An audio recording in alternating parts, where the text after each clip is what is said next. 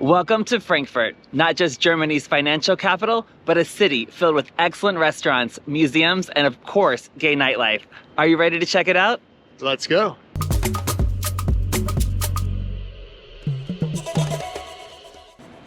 Hey everyone, two gay expats here. I'm Andy. And I'm Trey. We are standing in front of the Euro Tower, ready to start our day exploring all of Frankfurt. But Frankfurt is so much more than the largest financial hub in continental Europe. It has homoerotic art, a love bridge, and friendly gay nightlife, just to name a few things we've enjoyed so far. With one of the world's busiest airports, many gay travelers find themselves in Frankfurt at some point, so we thought it was worth making a video of what you can see and do here in less than 48 hours. Before we dive in to explore gay Frankfurt, it would be awesome if you would smash that like button and subscribe to the channel. And be sure to stick around until the end of this video for the best gay-friendly hotels, logistics, and all of our travel tips. Now let's get started. For an overview of Germany's fifth largest city, Frankfurt is of course best known as one of Europe's business and financial centers, with the headquarters of the European Central Bank, the Frankfurt Stock Exchange, and Deutsche Bank located here among many others. Like on Wall Street in New York, you'll find a bull and a bear outside the stock exchange. Let's just say we saw some other tourists grabbing the bull, not by its horns. Next up, we make our way over to Frankfurt's neighborhood via Seil, the busy pedestrian-only main shopping street. Many of the tiny gay bars are located just a few steps from the Rainbow Roundabout, which we're excited to take you to tonight. If you would like to stay in this area, we highly recommend the gay popular Westin Grand Frankfurt Hotel. There's a beautiful restaurant and lounge for cocktails and nibbles, a huge breakfast display, although this may be for conference guests, and even a piano, which, as you may know, I can't resist.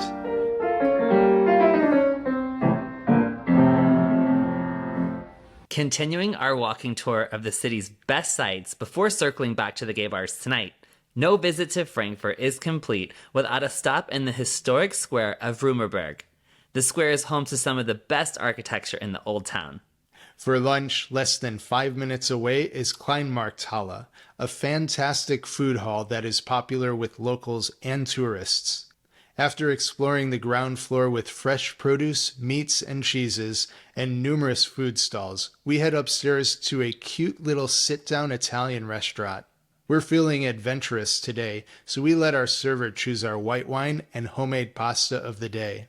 We do not save room for dessert, but the tiramisu also looks amazing. After lunch, we stroll over to the romantic pedestrian bridge on the Main River, which is famous for the love locks that so many couples leave here. This is also one of the most popular spots for sunset in Frankfurt. And it's a beautiful day here in winter, so we're feeling quite lucky for this incredible weather and that it's not overcast. Before returning to our hotel, we note how close the Städel Museum is to us, which we are looking forward to visiting tomorrow as it's closed today. Definitely check to see when museums, restaurants, and bars are open before planning your day. Back at our hotel, we're staying at the gay-friendly Le Méridien Frankfurt. Location-wise, we're just steps away from the Main River and the central train station. In terms of amenities, there's a light-filled restaurant with comfortable seating, coffee counter, and a wine bar. In addition, the hotel offers a fitness center with modern equipment, an outdoor sun deck, which will be perfect in summer, and an indoor sauna with plenty of fresh towels to enjoy on a cold winter's day like today. For accommodations, rooms have everything you need for a short stay, including a desk, reading chair, television, minibar, and clean, modern bathroom, complete with our favorite Malin & Getz bath products. Another plus for us with a stay at Le Méridien is free access to the wildly popular Schirn Museum, saving you about €14 or $15 each. Currently on display is an exhibit by German-American artist Lionel Feininger. I'm not sure if we've been to a more crowded museum, but the exhibit highlights an emotional experience versus physical reality consistent with Expressionism. After a quick refresh, we're ready for dinner tonight at highly recommended local restaurant called Buchholz near Marienplatz. Serving German and Austrian cuisine with regional wine and beer, this cozy venue has some of the best schnitzels in Frankfurt. We ordered 2 Bitburger draft beers and a mixed salad with a delicious mustard-based vinaigrette to start. Next up, our tomato soup arrives with 2 spoons to share. For our main, the Wiener Arschnitzel, which comes with an escalope of chicken and fired potatoes. For dessert, we almost skipped it, but do not miss the famous Kaiser Schmarm with apple puree and vanilla ice cream. This Austrian specialty is basically a sugared pancake with raisins. For our first gay bar of the evening, located in a small arcade basically underneath the Westin Grand, Lucky's is our first stop. This quaint gay bar is filled with locals and standing room only, which surprises us for a Monday night. The bartender is absolutely lovely and greets us warmly. 2 beers cost a little more than €6 or $7. The only downside to Lucky's is you can smoke inside. On our way to the next gay bar called Tangerine, we're sad to say that Cinnabar next door and Pink around the corner are both closed tonight. We're told these are 2 of the best gay bars in Frankfurt, so definitely add them onto your itinerary when bar hopping around the gayborhood. Tangerine is also standing room only and is much more our style. We also note this bar is more popular with international tourists as we hear some English spoken. Of note, in the bathroom you will find a condom machine which we haven't seen in decades. What a throwback. The benches at the bar are also quite unique for seating. Overall, this is our favorite gay bar in Frankfurt so far. For our last gay bar tonight, we head around the corner to Comeback. It's considerably less busy than Tangerine, but nevertheless we have a beer and enjoy the people watching. They also have a gay flag, so why not snap a picture for our travel blog before we take the train back to our hotel for a nightcap. For our final day in Frankfurt, we thought we would try Harvey's, drawing parallels to where we met in San Francisco. It's unfortunately closed for renovations this week, but we find a perfect plan B called Sunny Side Up. This cute little cafe reminds us of home in Tulum, Mexico. They even have the requisite hanging swing. We really enjoy their strong coffee, acai bowl with granola and fresh fruits, and the pancakes. The pancakes are so fluffy and the pistachio mousse is a nice surprise. After breakfast, we make our way to the Städel Museum, where you'll be dazzled with incredible lighting, colorful works by Kandinsky, Chagall, Matisse, and some homoerotic art. There are plenty of gay themes on display, from Max Beckmann as an elegant dandy and self-portrait with a champagne glass to Karl Hofer's Two Friends, highlighting gay life in the 1920s Berlin. Speaking of gay Berlin, we're thinking of planning a trip this summer, so please drop any recs you have for us down in the comments or shoot us a DM on Instagram at @TugaExpats. We'd love to include your favorite places in our videos and our gay travel guides.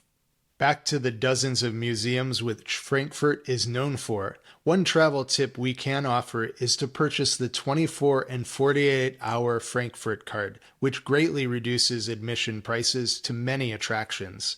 Depending on the card you purchase, it will also include travel on all forms of transit and to the airport.